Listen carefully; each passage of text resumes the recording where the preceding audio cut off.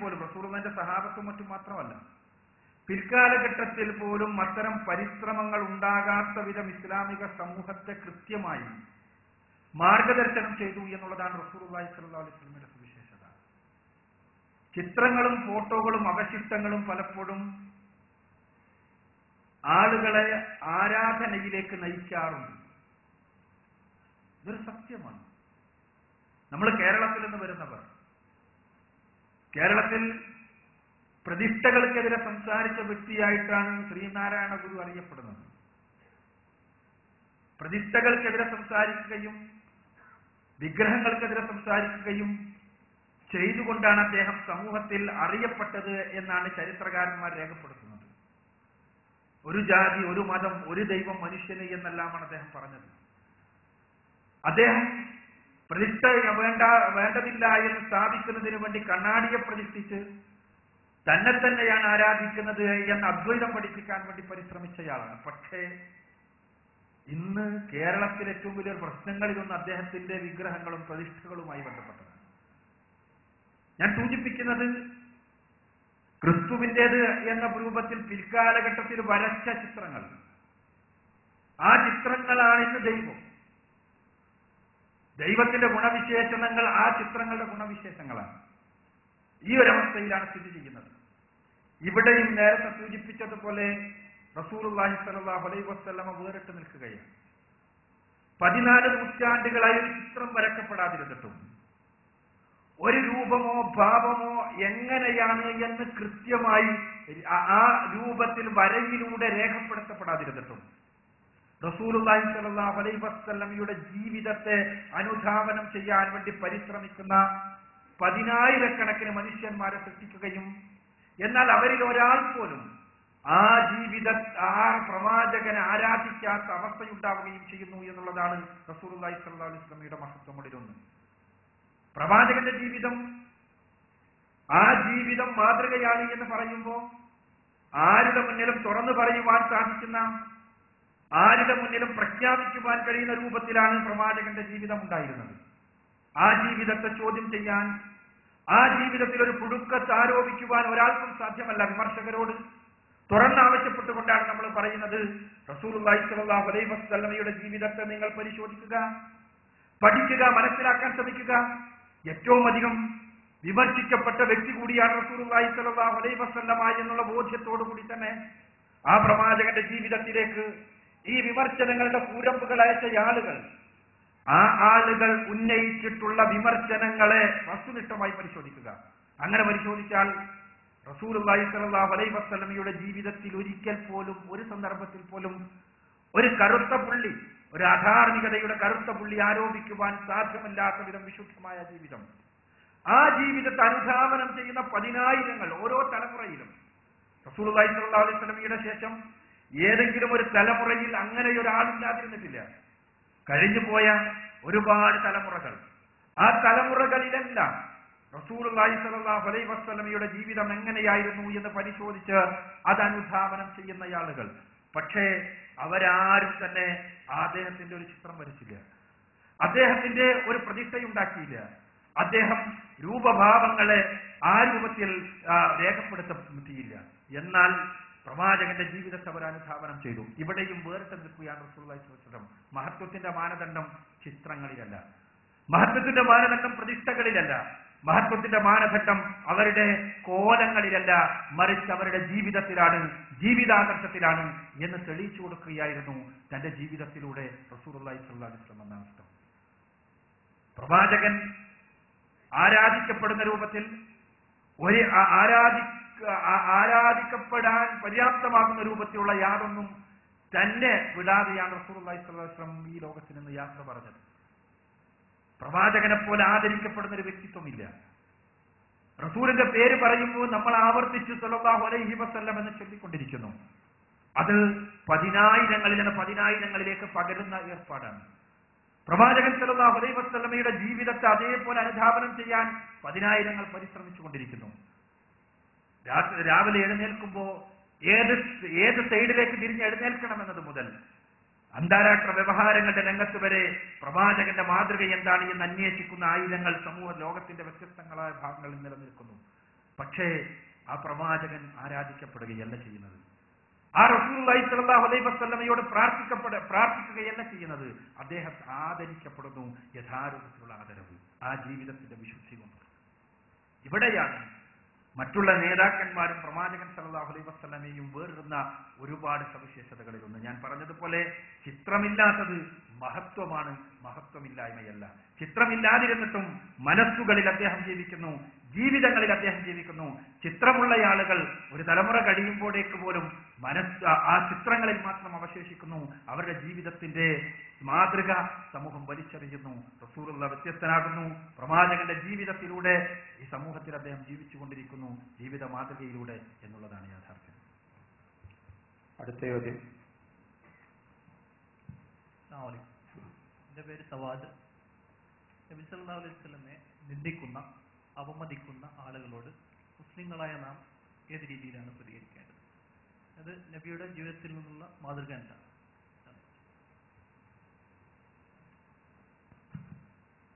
റസൂലുള്ളാഹി സ്വല്ലല്ലാഹു അലൈഹി വസല്ലമയെ നിന്ദിക്കുന്ന, അവമതിക്കുന്ന ആളുകളോട് എങ്ങനെ പെരുമാറണം? പ്രവാചക ജീവിതത്തിലെ മാതൃക എന്താണ് എന്നാണ് ചോദ്യം. റസൂലുള്ളാഹി സ്വല്ലല്ലാഹു അലൈഹി വസല്ലമയെ നിന്ദിക്കുന്നവരോട് നമ്മെ സംബന്ധിച്ചിടത്തോളം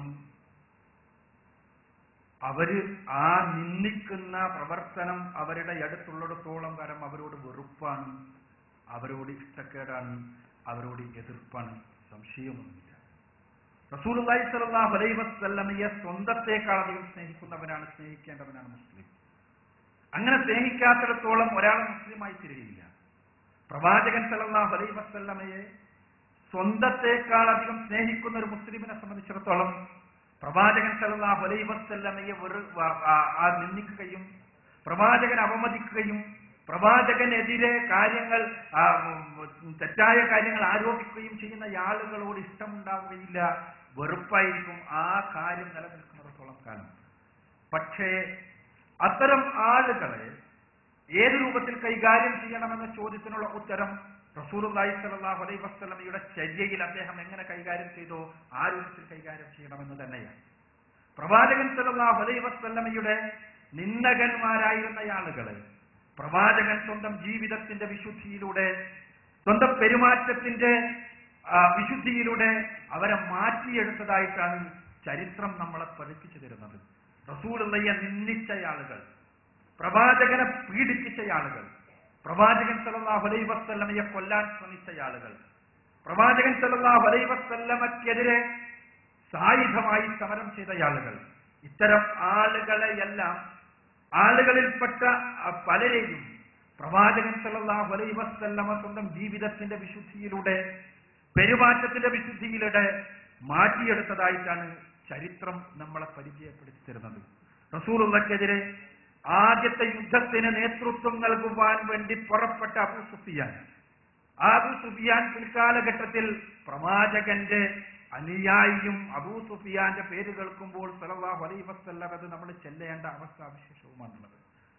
റസൂലുള്ളാഹി സ്വല്ലല്ലാഹു അലൈഹി വസല്ലമക്കെതിരെ നീണ്ട 13 വർഷം മക്കയിൽ ജീവിച്ചിരുന്ന സമയത്ത് മുഴുവനും തന്നെ നാവ് ചലിപ്പിക്കുകയും പ്രവാചകൻ സല്ലല്ലാഹു അലൈഹി വസല്ലം മദീനയിലുണ്ടായപ്പോ മദീനക്കെതിരെ യുദ്ധത്തിന് വേണ്ടി കടന്നു വന്ന് യുദ്ധത്തിൽ ബന്ദിയായി പിടിക്കപ്പെട്ട് സ്വതന്ത്രനായി പോയിട്ട് പോലും ഇസ്ലാമിനെതിരെയുള്ള സംസാരം നിർത്താതിരിക്കുകയും മുസ്ലിങ്ങളെ പ്രയാസപ്പെടുത്തുവാൻ ഉള്ള സന്ദർഭങ്ങളിലെല്ലാം കടന്നു വന്ന് തന്റെ ചടുലമായ ബുദ്ധി ഉപയോഗിച്ച് മുസ്ലിങ്ങൾക്കെതിരെ തന്ത്രങ്ങൾ നനയുകയും ചെയ്ത സുഹൈൽ ഇബ്നു അംർ, അദ്ദേഹം പ്രവാചകൻ സല്ലല്ലാഹു അലൈഹി വസല്ലമയുടെ പെരുമാറ്റം വഴി, ജീവിത നിലപാടുകൾ വഴി, പ്രതികരണങ്ങൾ വഴി അവസാനം ഇസ്ലാമിൽ എത്തിച്ചേർന്നയാളാണ്.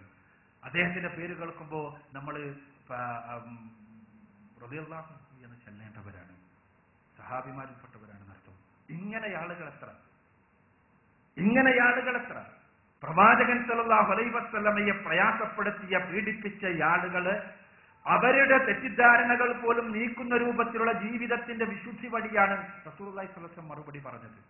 ഇതേപോലെ പ്രവാചകൻ സല്ലല്ലാഹു അലൈഹി വസല്ലമയെ നിന്ദിക്കുന്ന ആളുകൾ ഉണ്ടെങ്കിൽ അവരുടെ തെറ്റിദ്ധാരണകൾ നീക്കിക്കൊടുക്കുവാൻ പരിശ്രമിക്കുകയും ആ നിന്ന സമൂഹത്തെ ബാധിക്കാതിരിക്കുവാൻ പരിശ്രമിക്കുകയും ചെയ്യുക എന്നുള്ളതാണ് മുസ്ലിമിന്റെ ദൗത്യം.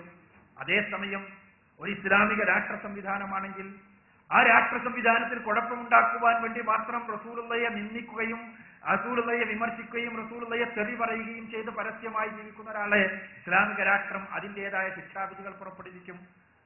നമ്മുടെ നാട്ടിലും അതേ രൂപത്തിലുള്ള നിയമ സംവിധാനങ്ങളുണ്ട്. സമൂഹം ആദരിക്കുന്ന ആളുകളെ കേവലമായി തെറി പറയുന്ന ആളുകൾക്കെതിരെയുള്ള നിയമ നടപടികളുണ്ട്, നിയമ സംവിധാനങ്ങളുണ്ട്, അതിന് നിയമങ്ങളുണ്ട്. ആ നിയമങ്ങൾ ആവശ്യമെങ്കിൽ അത്തരം ആളുകൾക്കെതിരെ ഉപയോഗിക്കുവാനും മുസ്ലിങ്ങൾ ശ്രദ്ധിക്കേണ്ടതുണ്ട്.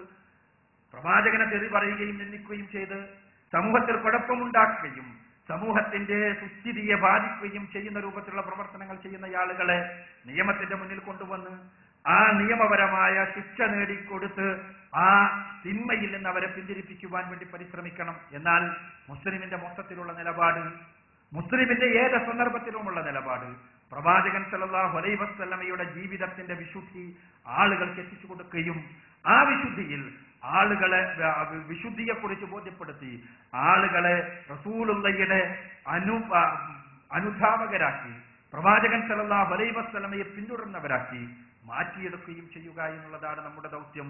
അത് നബി നിന്ദകരാണെങ്കിലും അല്ലാത്തവരാണെങ്കിലും എല്ലാവരെയും ഇസ്ലാം ദീനിന്റെ റസൂലുള്ളയുടെ ജീവിതത്തിന്റെ മഹത്വത്തെ അറിയിച്ചു കൊടുക്കുക എന്നുള്ളതാണ് നമ്മുടെ ദൗത്യം. അതേസമയം ഞാൻ നേരത്തെ പറഞ്ഞതുപോലെ നിന്ദകരോട് നമുക്ക് ഒരിക്കലും യാതൊരു സ്നേഹവുമില്ല. ആ നിന്ന അവരുടെ ജീവിതത്തിൽ നിലനിൽക്കുന്നിടത്തോളം കാലം അത് അവരെ ആ നിന്ദകരോട് തീർച്ചയായും വെറുപ്പ് തന്നെയാണ്. എന്നാൽ നിയമപരമായ മാർഗങ്ങളിലൂടെ അവർക്ക് എതിരെയുള്ള നടപടികൾ ഇസ്ലാമിക രാഷ്ട്രം ചെയ്യുമ്പോൾ അതേപോലെ തന്നെയുള്ള നടപടികളിലേക്ക് മുസ്ലിങ്ങൾക്ക് നമ്മുടെ നാടിനെ പോലുള്ള സ്ഥലങ്ങളിലും പോകാവുന്നതാണ്. എന്നാൽ പൊതുവായ നടപടി ഞാൻ സൂചിപ്പിച്ചതുപോലെ വീണ്ടും അടിവരയിടുന്നത് പ്രവാചകനെ പരിചയപ്പെടുത്തുകയും റസൂലുള്ളയെ കുറിച്ചുള്ള തെറ്റിദ്ധാരണകൾ നീക്കുകയും ചെയ്യുക എന്നുള്ളതാണ്. അതായിരിക്കണം നമ്മുടെ ദൗത്യം. അടുത്ത ചോദ്യം.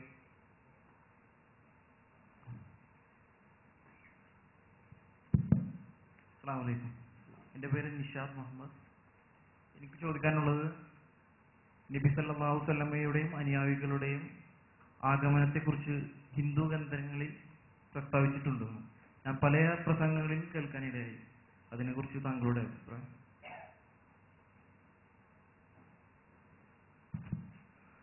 റസൂലുള്ളാഹി സ്വല്ലല്ലാഹു അലൈഹി വസല്ലമയുടെ ആഗമനത്തെക്കുറിച്ച് ഹിന്ദു ഗ്രന്ഥങ്ങളിൽ പരാമർശിച്ചിട്ടുണ്ടോ എന്നാണ്.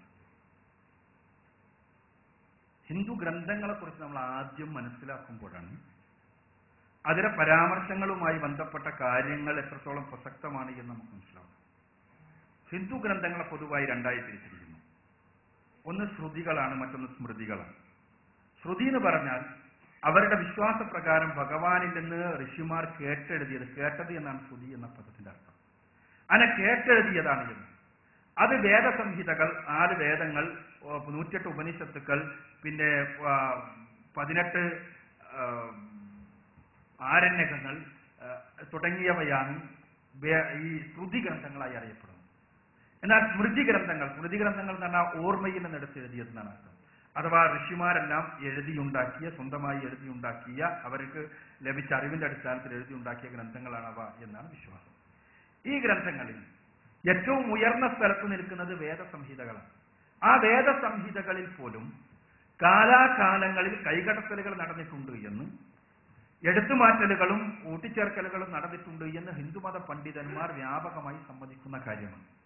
ഇങ്ങനത്തെ ഒരു അവസരത്തിൽ തീർച്ചയായും പ്രവാചകൻ സല്ലല്ലാഹു അലൈഹി വസല്ലമയെ കുറിച്ചുള്ള പരാമർശങ്ങൾ ചില ഗ്രന്ഥങ്ങളിലുള്ളത് എടുത്ത് ഉദ്ധരിക്കുമ്പോൾ പലപ്പോഴും പ്രതിരോധവുമായി ഹിന്ദു പണ്ഡിതന്മാർ തന്നെ കടന്നു വരാറുള്ളത് അതെല്ലാം പിൽക്കാലഘട്ടത്തിൽ ഉണ്ടായതാണ് എന്ന് പറഞ്ഞുകൊണ്ടാണ്. അതുകൊണ്ടാണ് ഞാനത് ആമുഖമായി പറയാൻ കാരണം.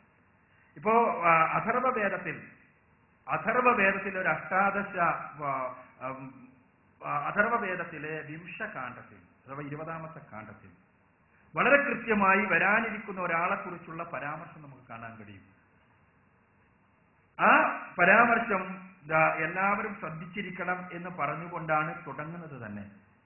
ആ വരാനിരിക്കുന്നയാളെ കുറിച്ച് പറയുന്നത് നരാശംസ സ്മ വിശ്യതേ എന്നാണ്. അയാൾ അറിയപ്പെടുക നരാശംസരാണ്, മനുഷ്യരാൽ ആശംസിക്കപ്പെടുന്നവൻ എന്നാണ് എന്ന്. ആ മനുഷ്യരാൽ ആശംസിക്കപ്പെടുന്നവൻ, മനുഷ്യരാൽ സ്തുതിക്കപ്പെടുന്നവൻ മുഹമ്മദ് എന്ന പദത്തിന്റെ നേർക്കുനേരെയുള്ള സംസ്കൃത ശബ്ദം എന്ന് വേണമെങ്കിൽ പറയാം. എന്നിട്ട് പറയുന്നത് ആ ആളെക്കുറിച്ച് വളരെ ദുർഗ്രഹമാണ് വേദത്തിന്റെ ഭാഷ. അത് നമ്മൾ ആദ്യം മനസ്സിലാക്കണം. ഇത് തന്നെ വേറെ രൂപത്തിൽ വ്യാഖ്യാനിക്കാൻ പലർക്കും കഴിഞ്ഞേക്കും.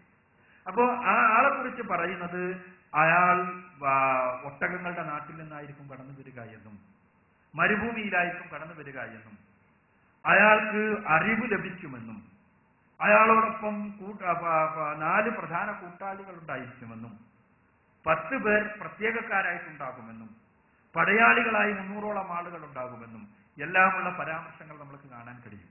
ഇതെല്ലാം റസൂലുള്ളാഹി സ്വല്ലല്ലാഹു അലൈഹി വസല്ലമയുടെ ജീവിതവുമായി ബന്ധപ്പെടുത്തുമ്പോൾ വളരെ കൃത്യമായ പരാമർശങ്ങളായി നമുക്ക് കാണാൻ കഴിയാം.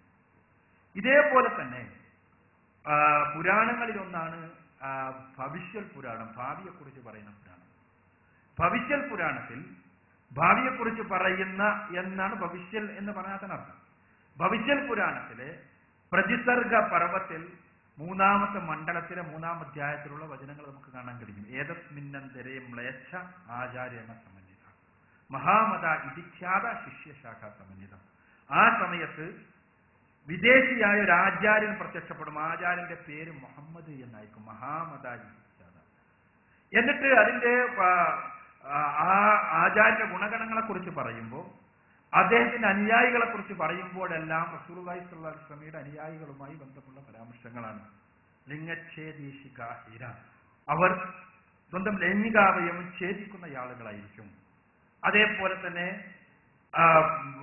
അവര് പന്നിയെ ഒഴിച്ചുള്ള മാംസം ഭക്ഷിക്കുന്ന ആളുകളായിരിക്കും എന്ന് തുടങ്ങിയ പരാമർശങ്ങൾ. ഈ പരാമർശങ്ങളെല്ലാം ഉള്ളപ്പോഴും ഞാൻ ആദ്യം പറഞ്ഞ കാര്യം ശ്രദ്ധിക്കുക.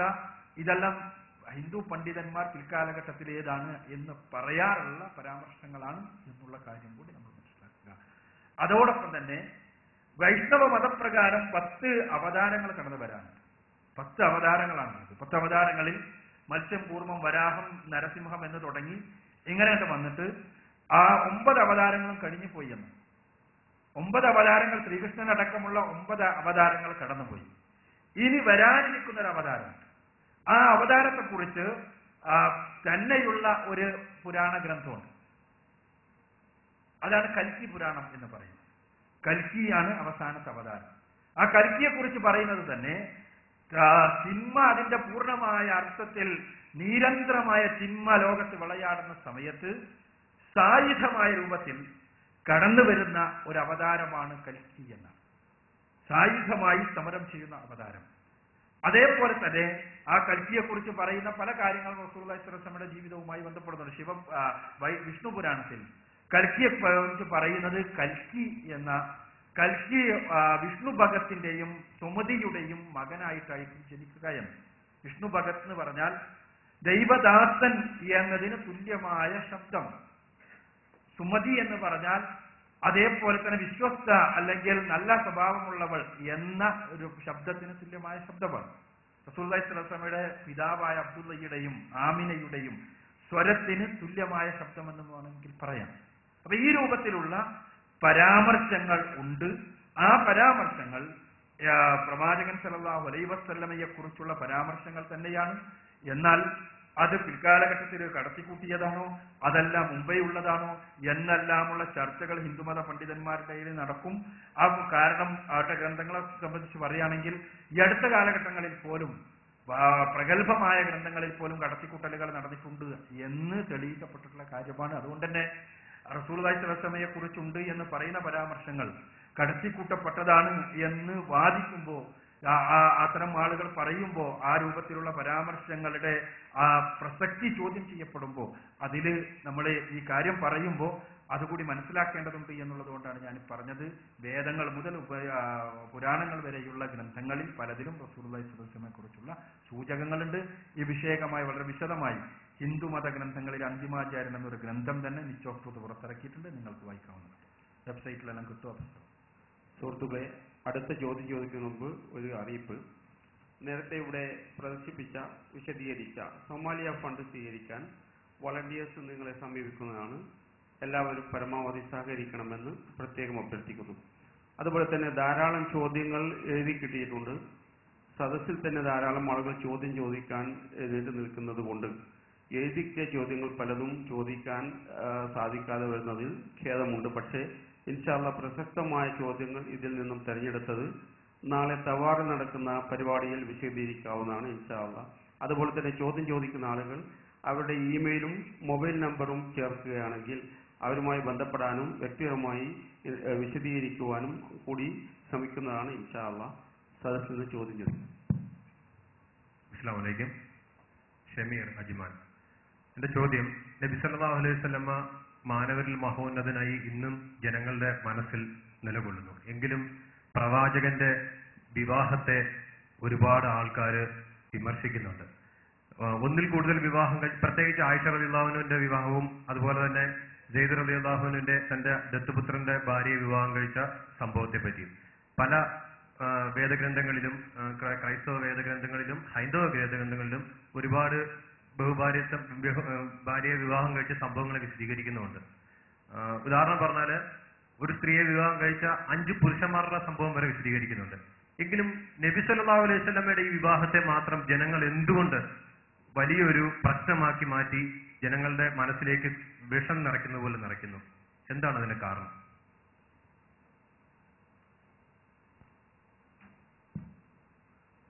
പ്രവാചകൻ സല്ലല്ലാഹു അലൈഹി വസല്ലമയുടെ ബഹുഭാര്യത്വം ഒരു വലിയ പ്രശ്നമായി, വലിയ വിമർശനമായി ഉന്നയിക്കുന്നു. എന്താണ് ഇതിന് കാരണം? നമ്മൾ പലപ്പോഴും എൻ്റെ ചോദ്യകർത്താവിൻ്റെ ചോദ്യത്തിൽ തന്നെ കേട്ടതുപോലെ പ്രവാചകൻ സല്ലല്ലാഹു അലൈഹി വസല്ലമയുടെ ബഹുഭാര്യത്വം പറയുമ്പോൾ മറ്റുള്ള മത നേതാക്കളോ അല്ലെങ്കിൽ മതപുരുഷന്മാരോ വേദഗ്രന്ഥത്തിൽ പറയുന്ന ആളുകളോ എല്ലാം അങ്ങനെയെല്ലാം ചെയ്തിട്ടുണ്ട്. അതുകൊണ്ട് തന്നെ നബിയുടേത് അത്ര പറയേണ്ടതല്ല എന്ന രൂപത്തിലാണ് നമ്മൾ പോലും കാര്യങ്ങൾ മനസ്സിലാക്കുന്നത് എന്ന് തോന്നുന്നു. യഥാർത്ഥത്തിൽ അതല്ല വസ്തുത. റസൂലുള്ളാഹി സ്വല്ലല്ലാഹു അലൈഹി വസല്ലമയുടെ ബഹുഭാര്യത്വം പ്രവാചകന്റെ വിശിഷ്ടമായ മാതൃകകളിൽ ഒന്നാണ്. പ്രവാചകൻ സല്ലല്ലാഹു അലൈഹി വസല്ലമയുടെ ബഹുഭാര്യത്വം പ്രവാചകൻ സല്ലല്ലാഹു അലൈഹി വസല്ലമയുടെ വിശിഷ്ടമായ മാതൃകകളിൽ ഒന്നാണ്, മഹത്വങ്ങളിൽ ഒന്നാണ്.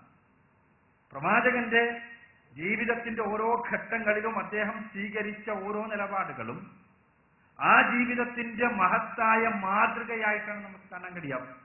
വിവാഹം എന്ന് പറയുമ്പോൾ നമുക്കൊരു സങ്കല്പമുണ്ട്. ആ സങ്കല്പത്തിന് അതിൻ്റെതായ പ്രശ്നങ്ങളും ഇസ്ലാമികമായ സങ്കല്പമല്ല പലപ്പോഴും പൊതുസമൂഹത്തിൽ വിവാഹത്തെക്കുറിച്ചുള്ള സങ്കല്പം.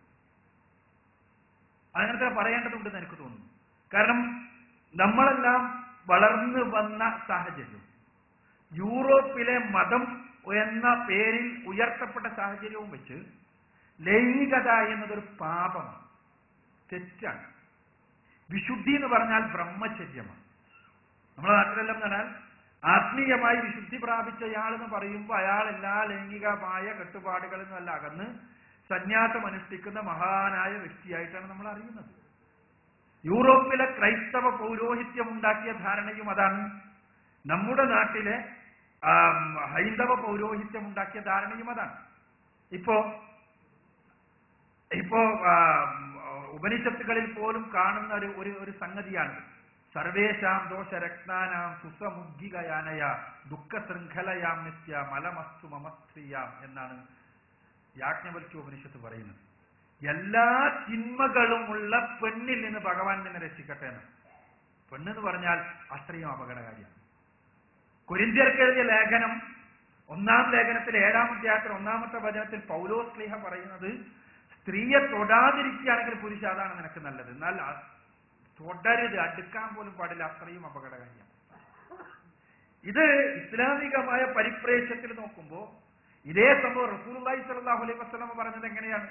പ്രവാചകൻ സല്ലല്ലാഹു അലൈഹി വസല്ലമ പറഞ്ഞത്, നിങ്ങളുടെ നിയതമായ ഇണകളുമായുള്ള നിങ്ങളുടെ ശാരീരിക ബന്ധം, നിങ്ങളുടെ ഇണകളുമായുള്ള നിങ്ങളുടെ ശാരീരിക ബന്ധം നിങ്ങൾക്ക് അല്ലാഹു മഹത്തായ പ്രതിഫലം നൽകുന്ന ഇബാദത്തുകളിൽ അമൽ സാലിഹാത്തുകളിൽ ഉൾപ്പെടുന്നതാണ്. രണ്ട് തമ്മിലുള്ള വ്യത്യാസം നമ്മൾ മനസ്സിലാക്കുക. ഈ വ്യത്യാസം നമ്മൾ ആദ്യം മനസ്സിലാക്കേണ്ടതുണ്ട്. വിവാഹത്തിലൂടെയുള്ള ലൈംഗികത എന്നത് വിശുദ്ധമാണെന്നും അത് തെറ്റല്ല എന്നും അത് ഒരു അവിശുദ്ധമായ ഏർപ്പാടാണ് എന്നും അതൊരു തിന്മയാണ് എന്നുമെല്ലാമുള്ള തലത്തിനപ്പുറത്ത് വിവാഹത്തിലൂടെയുള്ള ലൈംഗികത ഒരു വലിയ നന്മയാണെന്നും അത് ഏറെ പ്രതിഫലം നൽകുന്ന മഹത്തായ പുണ്യകർമ്മമാണ് എന്നുമാണ് ഇസ്ലാം പഠിപ്പിക്കുന്നത്. ഒന്നാമതായി റസൂലുള്ളാഹി സ്വല്ലല്ലാഹു അലൈഹി വസല്ലമയുടെ ജീവിതം നമ്മൾ നോക്കുക. പ്രവാചകൻ സ്വല്ലല്ലാഹു അലൈഹി വസല്ലമ തന്റെ ജീവിതത്തിന്റെ യുവത്വ കാലഘട്ടം മുഴുവനും ഒരൊറ്റ സ്ത്രീയുമായി ജീവിച്ച വ്യക്തിയാണ്. ലൈംഗികത എന്ന് പറയുമ്പോൾ ലൈംഗികതയുടെ ആസ്വാദനത്തിന്റെ ഏറ്റവും ഉന്നതമായ സമയമെന്നെല്ലാം പറഞ്ഞ് നമ്മൾ പരിഗണിക്കാറുള്ള ജീവിതത്തിന്റെ യുവത്വ കാലഘട്ടം മുഴുവനും, അഥവാ 53 വയസ്സ് വരെയുള്ള സമയം, ഒരു മനുഷ്യ ജീവിതത്തിന്റെ അത് 25 വയസ്സിൽ തുടങ്ങിയ വൈവാഹിക ജീവിതമാകട്ടെ, ഒന്നിലധികം കുട്ടികളുള്ള വിധവയുമായി, താനുമായി 15 വയസ്സ് വ്യത്യാസമുള്ള വിധവയുമായി, ആ വിധവയിലാണ് പ്രവാചകന് കുഞ്ഞുങ്ങളെല്ലാം ഉണ്ടാകുന്നത്. പിന്നീട് ഉണ്ടാകുന്നത് മാരിയത്തുൽ കിബ്തിയിൽ മാത്രമാണ്. പിന്നീട് റസൂലുള്ളാഹി സ്വല്ലല്ലാഹു അലൈഹി വസല്ലം കുട്ടി ഉണ്ടാകുന്നത്. ആ കുട്ടിയാകട്ടെ പിന്നെ മരണപ്പെടുകയുമാണ് ചെയ്യുന്നത് ചെറുപ്പത്തിൽ തന്നെ. ഞാൻ പറഞ്ഞു വരുന്നത്, തന്റെ ജീവിതത്തിന്റെ യുവത്വത്തിന്റെ ഉന്നതമായ യുവത്വത്തിന്റെ ആസ്വാദന കാലഘട്ടത്തിൽ റസൂലുള്ളാഹി സ്വല്ലല്ലാഹു അലൈഹി വസല്ലം വിവാഹം ചെയ്യുന്നത് ആ ഒരേ ഒരു സ്ത്രീയെ, അതും ഒരു വിധവയെ. ആ വിധവക്കാകട്ടെ തന്നേക്കാൾ 15 വയസ്സ് കൂടുതലുള്ളത്. ആ പ്രവാചകനാകട്ടെ ആ ജീവിതത്തിൽ പൂർണ്ണമായും സംതൃപ്തൻ. തന്നോടൊപ്പം ജീവിച്ച വിധവയാകട്ടെ, വിധവയായി തന്റെ ജീവിതത്തിലേക്ക് കടന്നു വന്ന തന്റെ ഭാര്യയാകട്ടെ, അവരും സമ്പൂർണമായും സംതൃപ്ത. ഇതാണ് പ്രവാചക ജീവിതത്തിന്റെ സവിശേഷത. താനുമായി വിവാഹബന്ധത്തിലേർപ്പെട്ട തന്റെ ഇണക്ക് എല്ലാ അർത്ഥത്തിലുമുള്ള തൃപ്തി പ്രദാനം ചെയ്യാൻ കഴിയുന്നു. ഒരാളാണെങ്കിലും ഒരുപാട് പേരാണെങ്കിലും. പിന്നീട് ഭരണാധികാരിയായി തീർന്നു റസൂലുള്ളാഹി സ്വല്ലല്ലാഹു അലൈഹി വസല്ലമ. അതിനുശേഷമാണ് പിന്നീടുള്ള വിവാഹങ്ങൾ ഉണ്ടാകുന്നത്. ആ വിവാഹങ്ങൾ എല്ലാം 10 കൊല്ലത്തെ കാലയളവിനുള്ളിൽ ഉണ്ടാകുന്നത്. ആ വിവാഹങ്ങളിൽ പലതും വിവാഹത്തിന്റെ ലൈംഗികത മുറ്റി നിൽക്കുന്ന പ്രായം കഴിഞ്ഞ സ്ത്രീകളുമായി എന്റെ വിവാഹബന്ധത്തിൽ ഏർപ്പെടാൻ കാരണം അവിടെ മാതൃകയായിരുന്നു റസൂലുള്ളാഹി സ്വല്ലല്ലാഹു അലൈഹി വസല്ലമ. പ്രവാചകൻ സ്വല്ലല്ലാഹു അലൈഹി വസല്ലമ വിവാഹത്തിന്റെ ലക്ഷ്യങ്ങളിൽ ലൈംഗികത മാത്രമല്ല സംരക്ഷണം കൂടിയുണ്ട് എന്ന് പഠിപ്പിക്കുകയായിരുന്നു ആളുകളെ. ആ സംരക്ഷണത്തിന് വേണ്ടി മാത്രം, തന്നേക്കാൾ ഒരുപാട് പ്രായമുണ്ട് എന്ന് മാത്രമല്ല, വാർദ്ധക്യത്തിന്റെ ലൈംഗിക ജീവിതത്തിന്റെ എല്ലാ തലങ്ങളും നഷ്ടപ്പെട്ട് മുസ്ലിമായി എന്നതിനാൽ മാത്രം അനാഥത്വത്തിലേക്ക് കാലെടുത്തി വെക്കേണ്ടി വന്ന ആളുകളെ റസൂലുള്ളാഹി സ്വല്ലല്ലാഹു അലൈഹി വസല്ലം തന്റെ ഇണയായി സ്വീകരിക്കുകയാണ്. ആ ഇണയായി സ്വീകരിക്കുമ്പോൾ ആ ഇണ ആയി തന്റെ ജീവിതം അവരുമായി പങ്കുവെക്കുന്ന സമയത്ത് അവർക്കും സംതൃപ്തിയാണ്, വെറുപ്പല്ല. അവർക്ക് അസംതൃപ്തിയല്ല. അവർക്കൊരിക്കലും പ്രവാചകൻ എന്ന തന്നേക്കാൾ പ്രായം കുറഞ്ഞ തനിക്ക് ലൈംഗികമായ സംതൃപ്തിയോ അതല്ലെങ്കിൽ ലൈംഗികമായ ഒരാകർഷണമോ നൽകാൻ സാധിക്കാത്ത സമയത്ത് ഇതെല്ലാം നൽകാൻ കഴിയുന്ന ഭാര്യമാർ കൂടെയുള്ള പ്രവാചകൻ സല്ലല്ലാഹു അലൈഹി വസല്ലമയുടെ പെരുമാറ്റത്തിലോ, പ്രവാചകൻ സല്ലല്ലാഹു അലൈഹി വസല്ലമയുടെ കൊള്ളക്കൊടുക്കുകളിലോ, പ്രവാചകൻ സല്ലല്ലാഹു അലൈഹി വസല്ലമയുടെ ബന്ധത്തിലോ ഒന്നും അവർ അസംതൃപ്തമാകുന്നില്ല.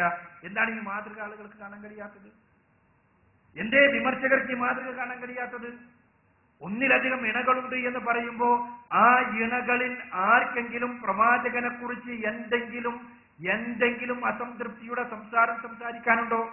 പ്രവാചകന്റെ സ്വഭാവത്തെക്കുറിച്ച്, പ്രവാചകന്റെ പെരുമാറ്റത്തെക്കുറിച്ച്, ഭാര്യമാർ തമ്മിൽ പ്രവാചകൻ സല്ലല്ലാഹു അലൈഹി വസല്ലമ നിലനിർത്തിയിരുന്ന നീതിയെക്കുറിച്ച് ആർക്കെങ്കിലും എന്തെങ്കിലും പറയാനുണ്ടായിരുന്നോ? ഇല്ല എന്നുള്ള വസ്തുത ആ മഹത്വത്തിന്റെ ഉന്നതമായ വിധാനമാണ് എന്നുള്ളത് സത്യം. ഒരു പ്രവാചകൻ തന്നെ പഠിപ്പിച്ചത് എന്താ? പുരുഷന്റെ മഹത്വം പെണ്ണാണ് തീരുമാനിക്കുന്നത് എന്നാണ്. നിങ്ങളെ നല്ലവൻ ആണോ? നിങ്ങളിൽ നല്ലവൻ ആരാണ്? റസൂലുള്ളാഹിയുടെ ചോദ്യമാണ്. നിങ്ങളിൽ നല്ലവൻ ആരാണ്? നല്ലവനാണ് എന്ന് നിങ്ങളുടെ ഇണ പറയുന്നവനാണ് നിങ്ങളിൽ നല്ലവൻ. നിങ്ങളിൽ നല്ലവനാണ് എന്ന് നിങ്ങളുടെ ഇണ സർട്ടിഫൈ ചെയ്യുന്നവനാണ് നിങ്ങളിൽ നല്ലവൻ. അങ്ങനെയാണെങ്കിൽ റസൂലുള്ളാഹിയുടെ മഹത്വത്തിന് നല്ലവൻ എന്നുള്ള സർട്ടിഫിക്കേഷന് 9 പേർ ഒരേപോലെ സർട്ടിഫൈ ചെയ്ത ഒരു വ്യക്തിയെ ചരിത്രത്തിൽ കാണിച്ചു തരാൻ കഴിയുമോ? ഇത് ലൈംഗികത എന്ന് പറഞ്ഞാൽ വിലക്ക് കിട്ടുകയും വെറുതെ കിട്ടുകയും ചെയ്യുന്ന ഒരു സാമൂഹ്യ സാഹചര്യത്തിൽ ഇന്നും അങ്ങനെയാണ്. ഇങ്ങനെ എല്ലാമുള്ള ഒരു സാമൂഹ്യ സാഹചര്യത്തിൽ ലൈംഗികതക്കപ്പുറത്ത് ഉത്തരവാദിത്തമായി ഏറ്റെടുക്കുകയും ആ ഉത്തരവാദിത്തം ഏറ്റെടുത്ത അവർക്കെല്ലാം സംതൃപ്തിയും സമാധാനവും പ്രദാനം ചെയ്യാൻ കഴിയുകയും ചെയ്തു എന്നുള്ളതാണ് റസൂലുള്ളാഹി സ്വല്ലല്ലാഹു അലൈഹി വസല്ലമയുടെ സവിശേഷത. ആയിഷ റളിയല്ലാഹു അൻഹയുടെ വിവാഹം ഏറെ കോലാഹലം ഉണ്ടാവാറുണ്ട്. ഞാൻ പലപ്പോഴും ചോദിക്കാറുള്ളത്, മിഷനറിമാരാണിത് പറയാറുള്ളത്, റസൂലുള്ളാഹിന്റെ കാലം കഴിഞ്ഞ ഉടനെയുള്ള മിഷനറിമാരുടെ ഗ്രന്ഥങ്ങളുണ്ട്, പ്രവാചകനെ വിമർശിച്ചിട്ടുള്ള ഗ്രന്ഥങ്ങൾ. ഈ ഗ്രന്ഥങ്ങളിൽ 18-ാം നൂറ്റാണ്ടിന് മുമ്പ് എഴുതപ്പെട്ട ഏതെങ്കിലും ഒരു പുസ്തകത്തിൽ റസൂലുള്ളാഹി സ്വല്ലല്ലാഹു അലൈഹി വസല്ലമ 9 വയസ്സുള്ള ആയിഷ റളിയല്ലാഹു അൻഹയുമായി വിവാഹബന്ധത്തിൽ ഏർപ്പെട്ടു എന്നത് ഒരു പാതകമായി, ഒരു തിന്മയായി രേഖപ്പെടുത്തിയത് മിഷനറിമാർക്ക് ആർക്കെങ്കിലും കാണിച്ചു തരാൻ കഴിയുമോ എന്നതാണ് വെല്ലുവിളിയുടെ സ്വരത്തിലുള്ള ചോദ്യം. ഇതുവരെ കഴിഞ്ഞിട്ടില്ല. എന്തേ കഴിയാത്തത്? 18-ാം നൂറ്റാണ്ടിന്റെ കാലഘട്ടം വരെ ലോകത്തിൽ ഒരാളും അത്തരം വിവാഹങ്ങൾ ഒരു തിന്മയായി കണ്ടിരുന്നില്ല എന്നതുകൊണ്ട് തന്നെ അത്തരം വിവാഹങ്ങൾ ഒരു തിന്മയായി ലോകത്താരും കണ്ടിട്ടില്ല. വിധവകൾ ഒരു പ്രശ്നമാകാത്ത സമൂഹത്തിൽ, ബഹുഭാര്യത്വം വ്യാപകമായി നിലനിൽക്കുന്ന ഒരു സമൂഹത്തിൽ പെണ്ണിനും പുരുഷനും ഇഷ്ടമുണ്ടെങ്കിൽ പ്രായ വ്യത്യാസം അവരുടെ വൈവാഹിക ജീവിതത്തിനൊരു പ്രശ്നമാണ് എന്ന് ലോകത്താരും കണ്ടിട്ടില്ല. ഇങ്ങനെ ഏറ്റവും വിമർശിക്കുന്ന ക്രൈസ്തവരോട് നമ്മൾ പലപ്പോഴും പറയാറുള്ളത്, അവരുടെ കാത്തോലിക് എൻസൈക്ലോപ്പീഡിയ ഒന്ന് മറച്ചു നോക്കട്ടെ എന്നാണ്. കാത്തലിക് എൻസൈക്ലോപ്പീഡിയ മറച്ചിട്ട് സെന്റ് ജോസഫ് എന്ന ഭാഗം ഒന്ന് അവരെടുക്കട്ടെ. കാത്തലിക് എൻസൈക്ലോപ്പീഡിയ സെന്റ് ജോസഫ് എന്ന ഭാഗം എടുക്കുമ്പോ മറിയയുടെ വിവാഹത്തെ കുറിച്ച് ഇപ്പൊ കാണും. കന്യാമറിയത്തിന്റെ വിവാഹം. കന്യാമറിയത്തിന് 12 വയസ്സുള്ള സമയത്ത് 90-കാരനായ ജോസഫുമായി വിവാഹ നിശ്ചയം നടത്തി എന്ന് കാത്തോലിക് എൻസൈക്ലോപ്പീഡിയാണ് എഴുതുന്നത്. ഇത് മറുപടിക്ക് മറുപടി പറയുന്നതല്ല, മറിച്ച് പ്രവാചകന്റെ കാലഘട്ടത്തിലും അതിനുശേഷവും എന്തിനധികം 18-ാം നൂറ്റാണ്ട് വരെയും ഈ പ്രായ വ്യത്യാസം എന്നുള്ളത് വൈവാഹിക ജീവിതത്തിന്റെ ഒരു പ്രശ്നമായി ആരും കണ്ടിട്ടില്ല. ഇനി റസൂലുള്ളാഹിയുടെ സമൂഹം പ്രവാചകനെതിരെ എന്തെങ്കിലും ഒരു പ്രശ്നമുണ്ടെങ്കിൽ ആ പ്രശ്നം എടുത്തുന്നയിച്ചിരുന്ന സമൂഹം. ഇവിടെ സൈനബിന്റെ വിവാഹത്തെ കുറിച്ച് പറഞ്ഞ് ഞാൻ അങ്ങോട്ട് വരുന്നുണ്ട്.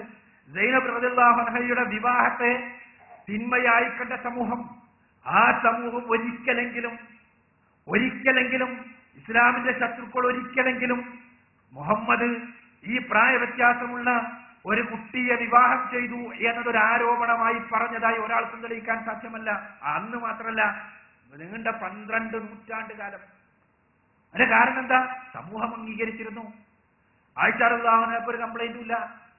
തന്റെ ജീവിതത്തിന്റെ മധുരകരമായ സ്മരണങ്ങളാണ് ആയിഷ റളിയല്ലാഹു അൻഹ പിൽക്കാലഘട്ടത്തിൽ മുഴുവനും പ്രവാചകനുമായുള്ള ജീവിതത്തിന്റെ മധുരതരമായ സ്മരണകളാണ് ആയിഷ റളിയല്ലാഹു അൻഹയുടെ ഹദീസുകളിലെല്ലാം നമുക്ക് കാണാൻ കഴിയുക. ആയിഷ റളിയല്ലാഹു അൻഹയ്ക്ക് ഒരു കംപ്ലൈന്റും ഇല്ല. ആയിഷ റളിയല്ലാഹു അൻഹയുടെ മാതാവിനൊരു കംപ്ലൈന്റും ഇല്ല. ആയിഷ റളിയല്ലാഹു അൻഹയുടെ പിതാവിനൊരു കംപ്ലൈന്റും ഇല്ല. അന്ന് ജീവിച്ചിരുന്ന മക്ക മുശ്രിക്കുകൾ, അന്ന് ജീവിച്ചിരുന്ന ഇസ്ലാമിന്റെ ശത്രുക്കൾക്കോ അല്ലെങ്കിൽ മക്കയിലോ പുറത്തോ ഉള്ള ശത്രുക്കൾക്ക് യാതൊരു കംപ്ലൈന്റും ഇല്ല. ഇപ്പോഴുള്ള ചില ആളുകൾക്ക് മാത്രമാണ് ഈ വിവാഹത്തിൽ കംപ്ലൈന്റ് വരുന്നത്. അത് തന്നെയാണ് ആ വിവാഹത്തിന്റെ മാനവികത. വിവാഹം ഇന്നത്തെ നമ്മുടെ സ്റ്റാൻഡേർഡ്, ഇന്നത്തെ നമ്മുടെ തലച്ചോറ്, ഇന്നത്തെ നമ്മുടെ ജീവിത നിലപാട്, ആ ജീവിത നിലപാട് പ്രകാരം തീർച്ചയായും ഒരു പ്രായമുള്ള ഒരാൾ ചെറിയ കുട്ടിയെ, ഒരു 9 വയസ്സുകാരിയെ വിവാഹം ചെയ്യുക എന്നത് ഇന്നത്തെ നമ്മുടെ കാഴ്ചപ്പാടനുസരിച്ചൊരു തിന്മയാണ്. ആ കാഴ്ചപ്പാടിന്റെ പരിമിതി മാത്രമാണത്. യഥാർത്ഥത്തിൽ സമൂഹത്തിൽ ഒരു കാലഘട്ടത്തിലും അങ്ങനെ ഉണ്ടായിട്ടില്ല. അതുകൊണ്ട് തന്നെ അതിലൊരു തിന്മയും ആരോപിക്കുവാൻ ഒരാൾക്കും നിർവാഹമില്ല. ഇനി പ്രശ്നം ചിലർ പറയാറുള്ളത്, വിമർശകന്മാരിങ്ങനെ പറയാറുള്ളത്, സൈനബ് റളിയല്ലാഹു അൻഹയെ വിവാഹം ചെയ്ത് പറയാറുള്ളത് സ്വന്തം മകന്റെ ഭാര്യയെ വിവാഹം ചെയ്തില്ല. റസൂലുള്ളാഹി സ്വല്ലല്ലാഹു അലൈഹി വസല്ലം നമുക്ക് പ്രായപൂർത്തിയെത്തിയ ഒരു മകൻ തന്നെ ഉണ്ടായിട്ടില്ല.